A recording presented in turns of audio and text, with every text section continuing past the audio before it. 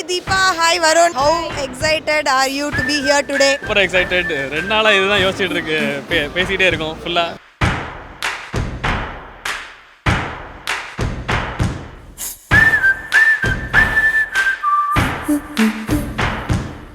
பாவை பூத்திட பாவை பார்த்திட பாவை ராதையோ வாட ஆலப்போல் வேலப்போல் ஆலம் விழுது போல் ஆசை நெஞ்சில் நான் இருப்பேனே.